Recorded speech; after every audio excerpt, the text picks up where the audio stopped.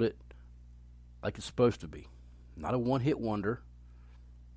We're going to build this team the right way. And so far, he's done everything that he said he's going to do. You can't win them all. You would have wished you could have won that game last night. But, I mean, even with a loss, that's a very good football team that they played, and is a very good football team that showed up and took the Irish to the brink. Had a chance. Gave yourself a chance in the end. That's all you want as a football team. Give yourself a chance in the end. They could have folded up at 18 points down, and they didn't. That right there showed to me the difference in this team than teams in years past. Norville said we got some stuff to clean up. Sure do. Turnovers, got to get that under control. I liked when Mackenzie Milton came in the game. And look, I'm pro Jordan Travis. I'm a Jordan Travis guy. Last night he looked a little rocky, looked a little shook, and but that could be, you're playing the number 9 team in the country. They're going to bring you. They're going to bring it. I thought he played good, not great. The interceptions obviously cost him the game, but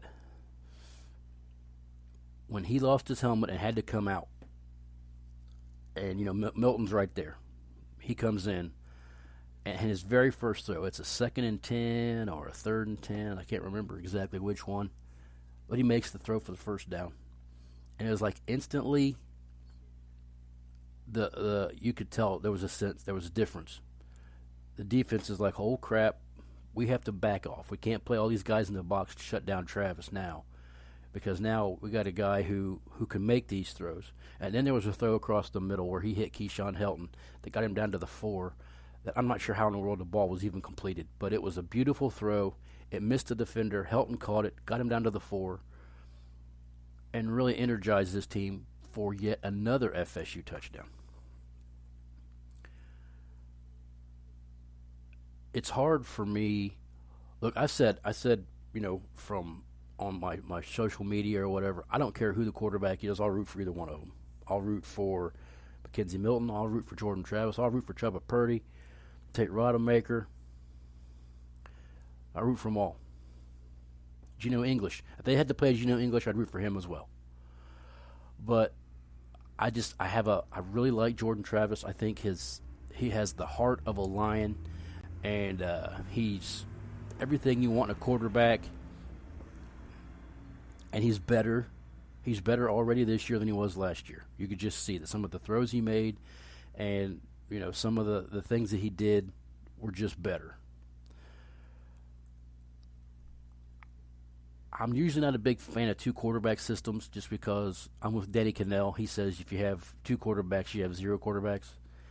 But I can see a world where both of these guys have roles, and they both can get some legitimate work and be legitimate threats, and then that makes the defense have to change up because their skill sets are similar yet really different. So I wouldn't hate to see them both play, just to see how it goes.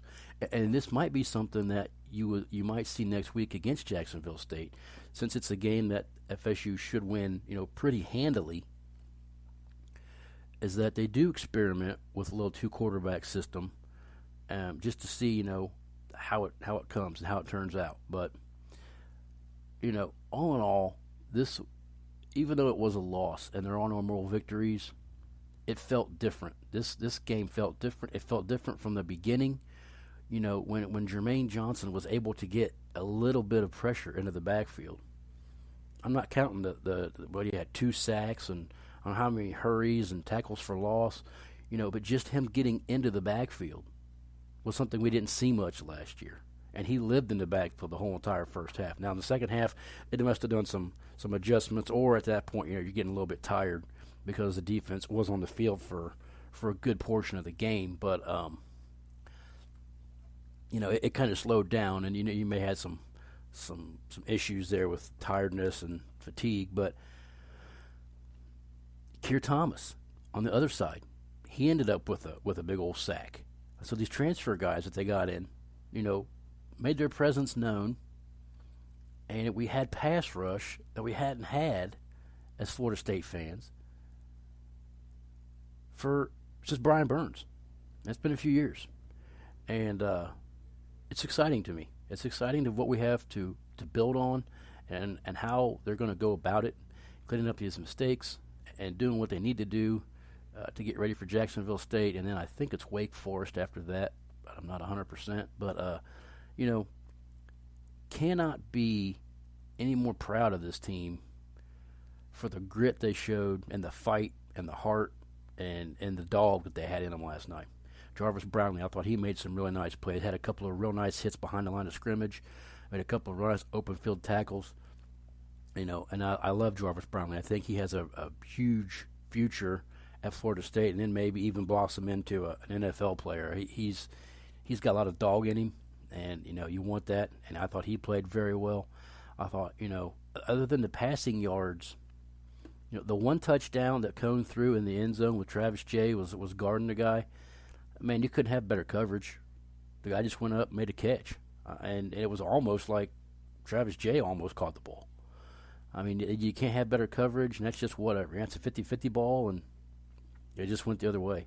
So, I mean, other than the one busted play there by the tight end, Michael Mayer, there in the first quarter, FSU kind of put the clamps on it. And they were there step for step and stride for stride, and, a lot to look forward to, a lot to be excited about.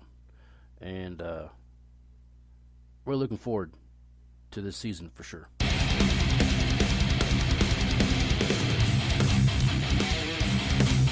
That's it. Hitman's recap. Week 1 in the books. We turn the page. Jacksonville State. NFL. We turn the page to week 1 of the NFL. Coming Thursday night. Find me on Twitter, Hateful Hitman. Find me anywhere you find podcasts. And see you next time on The Hitman Show.